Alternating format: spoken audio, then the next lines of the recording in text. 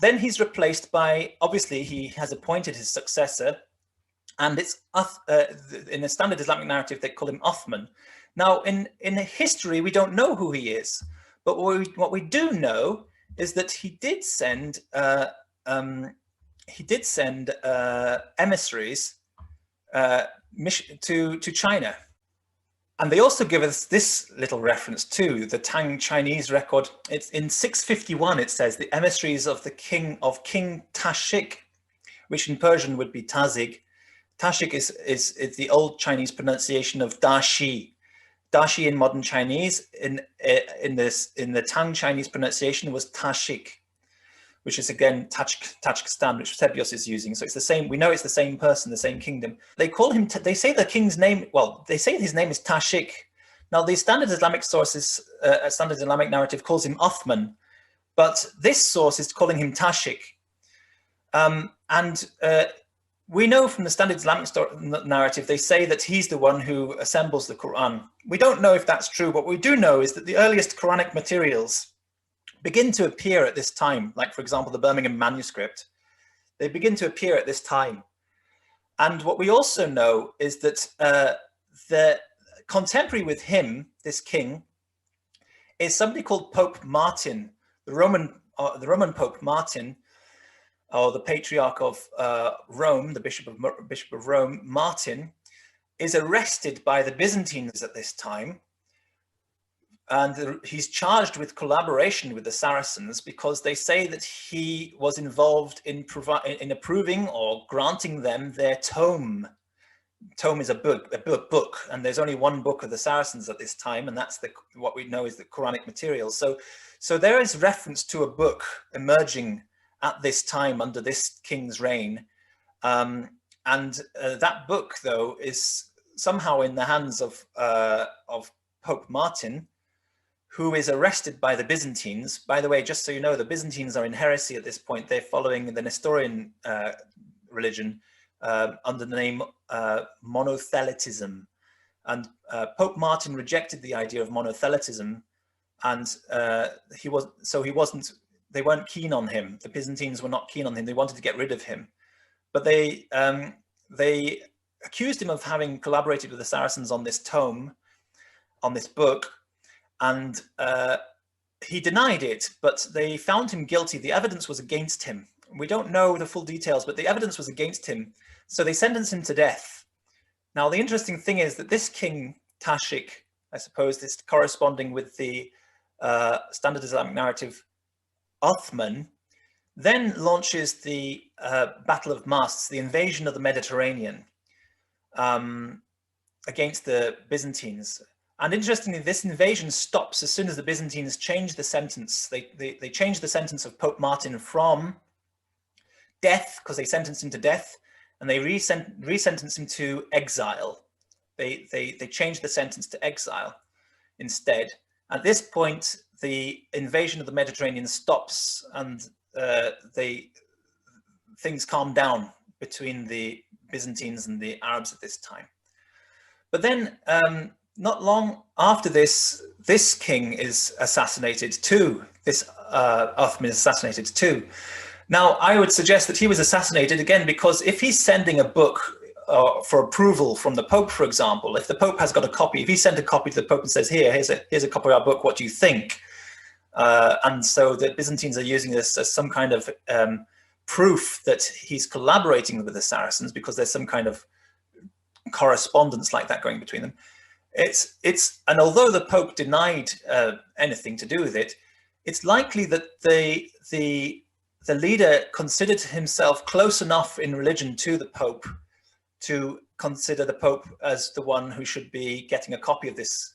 I mean, why didn't he send a copy of this book to the Tang Chinese, for example? We have this record of the Tang Chinese from the Ju Tangshu saying that the king sent the emissaries there, but there's no reference to a book. Yet, we have a reference also to the arrest and sentence of Pope Martin for collaboration with the Saracens. And there's a clear reference to the problem being the book. That's what it's all about. So there's some kind of basis to this. And I've already said before, when I've spoken to you before, that I have this challenge going. I can interpret every verse of the Quran from a monophysite Christian point of view. Even if you think it's against Christianity, I can prove that actually it's all pro-Christianity from the monophysite point of view. And it's probably that he was promoting or he's trying to get a comment on his monophysite Christianity because the Pope, he had probably heard that the Pope was against the Byzantines. The Byzantines were angry about it. Just so people understand what you're saying. Yeah. You're saying every verse, even the ones referring to all the references to, it's like chapter 33 that refer to the story about the wives of this emissary of this representative of God or the prophet of God. I can interpret it all. It's just you need to, first of all, you need to forget everything you've learned in English. And secondly, you need to throw away all of the harakah and the diacritical markings. Then you're left with a very bare skeleton's text. And with that text, that's the original Quranic materials you're looking at. Yeah? And with that text, everything can be interpreted from an entirely monophysite Christian point of view. But it's not standard Orthodox, Oriental Orthodox Church monophysitism. It is that same monophysite Christology, but it is actually Messianic Hebrew interpretation. Let me just, before you get into that, would you agree then with Christoph Luxemburg and Gunther Lulling that all of the Quran, if you go back to the Syro-Aramaic, can be understood as coming from this Christian monophysite background? Yes, and Peter von Sievers too. This is actually from, I mean, these are great names we just named here. These are real scholars. And I actually tried, the reason I got into this is because when I first read that, the claim by Christoph Luxemburg in year 2000, I thought that was insane. And I actually set out to try and prove him wrong. But every single verse that I got at, you have to try it, see if you have to disprove your hypothesis, right? Every verse I got at, I could give an interpretation from a monophysite Christian point of view. So it works. Even the verses where you think you might be saying, that's the book, yes. Even the verses where you think it's, but it says, no, it clearly says Jesus wasn't crucified. No, it doesn't say that.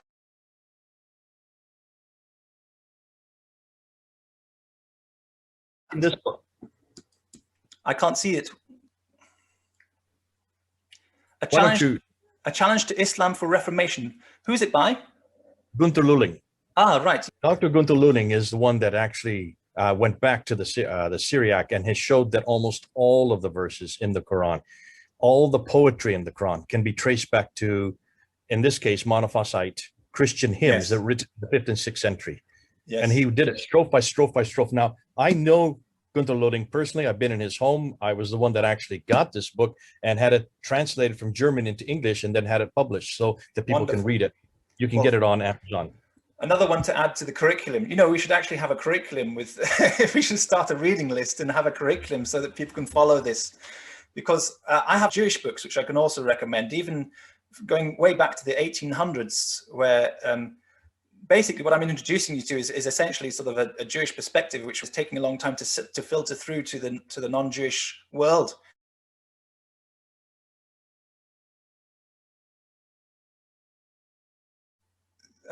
So he gets assassinated too, and it's probably again because the Sadducees are not happy with this this Christian book and these two Christian leaders. The last leader converted to Christianity almost on his deathbed, practically in the last few years. And this leader was promoting a new religious book or new Christianity, I suppose, for the Sadducees. It was a kind of a Messianic Hebrew version, but they didn't like that. So they assassinated him. And then what happens? Well, we don't know very well, but what we do know is that we have this Muawiyah establishing himself in Syria, and he definitely does not like Christians at first. But then his daughter gets possessed by a demon, and they invite a Christian priest to exorcise her. He exorcises her, and then he seems to convert to Christianity too.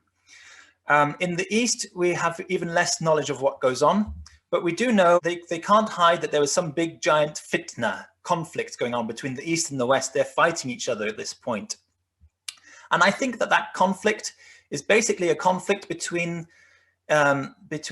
Messianic Hebrews and Sadducees. And I think what we see at the end with Abdul Malik is that he tries to sort of establish the balance. I think the monophysite Christian Hebrews were based in the East. I think that when Muawiyah finally converted, there was a period of peace until Muawiyah converts because of his daughter, because she is healed by a Christian. Yes, that's the story. Yes, because in the end, I believe they say that he starts praying in the Church of the Dormition, which is, of course, where Mary is supposed to be buried. So that is that's a big sign that he's converted, I think. So so there seem to be like periods of conflict when they are not messianic, and then they seem to be at peace when they're messianic, and then they be at conflict again when they're not messianic, and then they're at peace again. So it's like the messianics are getting suppressed, and then gradually somebody converts, and then there's peace until the next revolution. And it goes back and forth like that until I think Abdul Malik sort of comes out on top.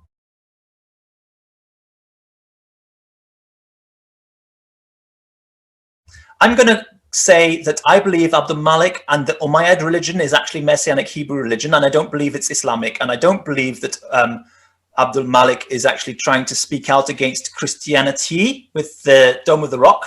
I believe that those passages on the Dome of the Rock reference to Muhammad are references to Jesus, but I think that he's promoting a monophysite view of Jesus in that Dome of the Rock, and he's trying to enforce that view.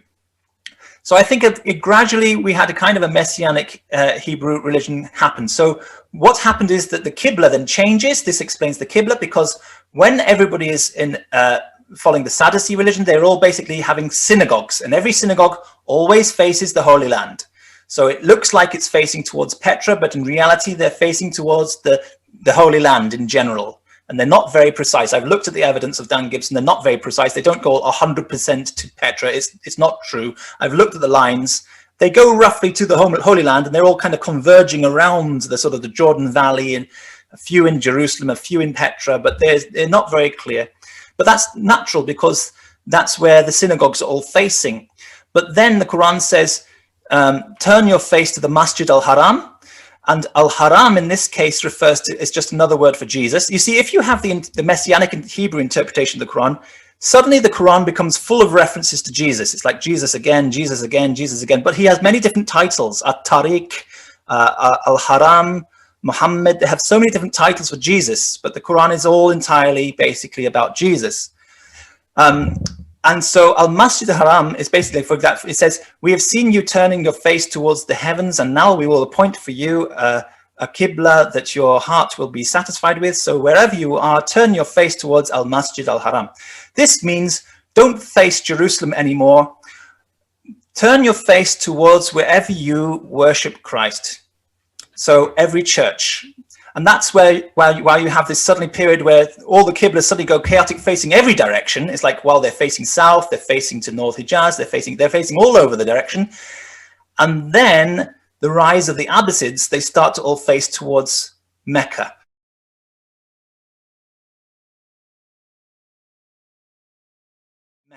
So at first, all of them are facing towards Jerusalem, because they're all Jews, they're all Sadducees, and they're all facing Jerusalem.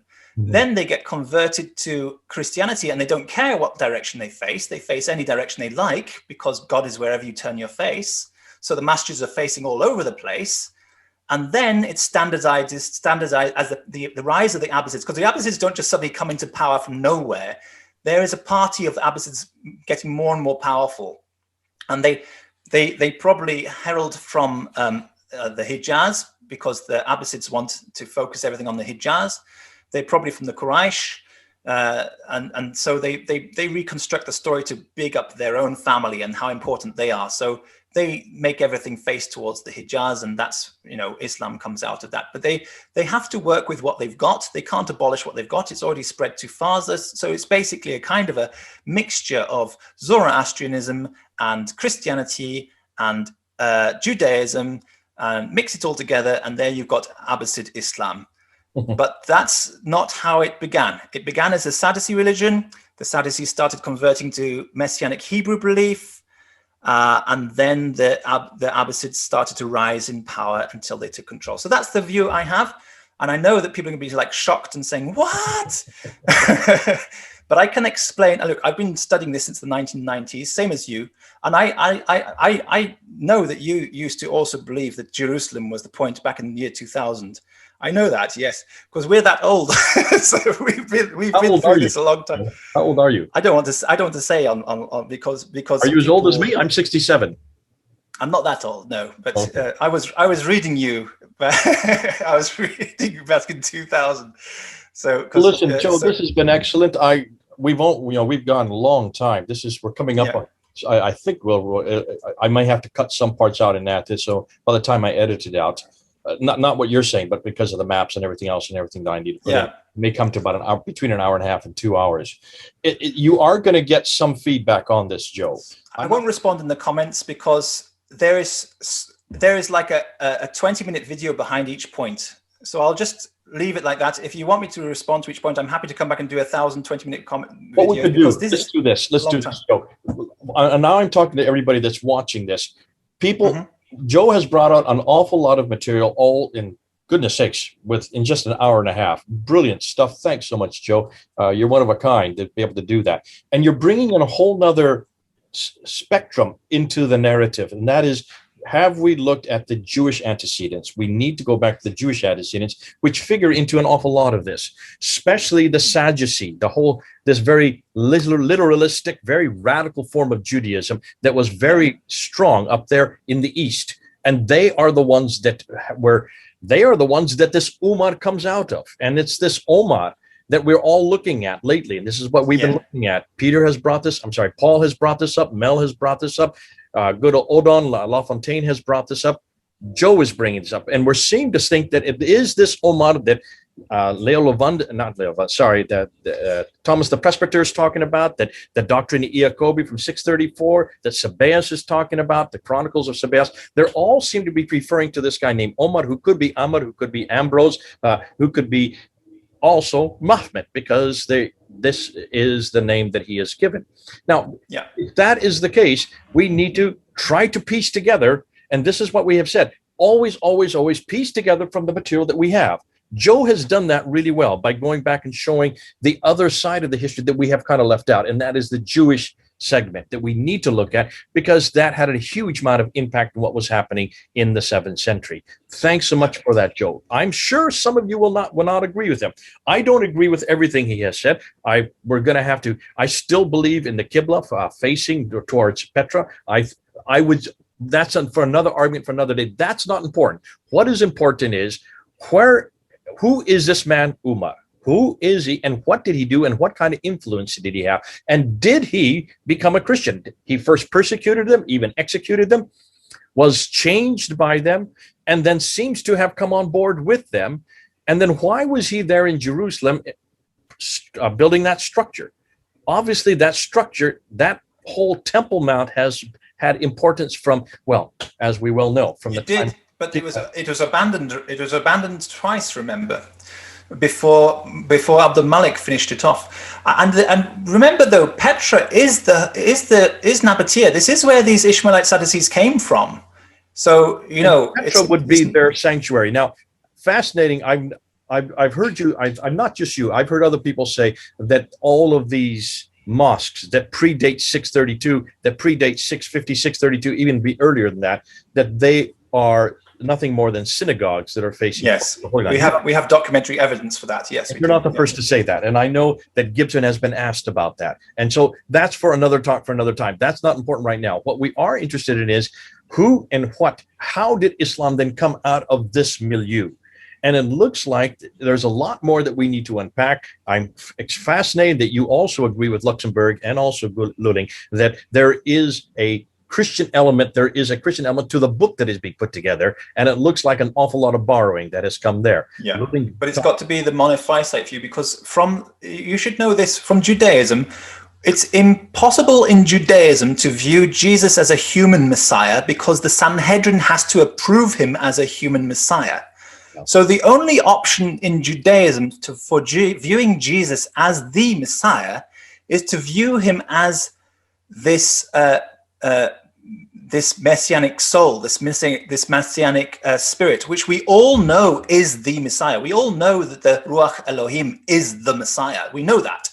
So you kind of, what's the word? You kind of get around the obstacle of having to have a human Messiah confirmed by the Sanhedrin if you accept him as the spirit Messiah, which is like this monophysite view. So that's a very Jewish solution to a very Jewish problem. You know, you've got so that's why monophysite Christology works. Because it fits your paradigm better than it's easier for you to work with. That's great. Now, for those who are watching, comment. Let's see what you come up with. Joe, I'm going to ask you that you do look at the comments and that you try, as Red Judaism, to try to respond as well. And if we see that where there needs to be some comeback, we're going to do some comeback, and we'll have you come along again and do a. I'll make video responses. Yeah. We need to do a subsequent to unpack this, because we do want to make sure that we get all voices in this voiced, and we want to make sure that we give equality to all the different voices. Not everything that you've heard today you will agree with. A lot of it probably will be the first time you've ever heard it. That's why it's so exciting having people like Joe come on board, because we need to have his voice, we need to have his categories and his background to enlarge what we already know, or what we think we're already knowing with what's happening in the 7th century. Listen, it's been great having you, Joe. Thanks very much. Thank you. We'll have you back again. And it's great to know that you have been working on this as long as I have, but you're working on it from a totally different perspective than what I have been doing. And that's why it's great to know that we can work together. We may not agree with each other. We don't even come from the same faith, but no, that's right. We do know. We just went in very different directions. It's just interesting that, I mean, your knowledge is so broad and deep on academic areas. Mine is broad and deep on the Jewish areas. But I mean, they're basically two different worlds, you know, we need two different libraries. We've not really had someone of your ilk or your ability to come on board to help us out with that. So thank you so much. This has been a real pleasure having you. God bless you. Thank you for having me. Thank Joe, you. God bless you too. Until next time, this is Jay and Joe, 3,000 miles apart. And here we are on the same room almost. Same subject. On the same subject and coming to somewhat the same conclusions. God bless you all. Until next time. Bye-bye.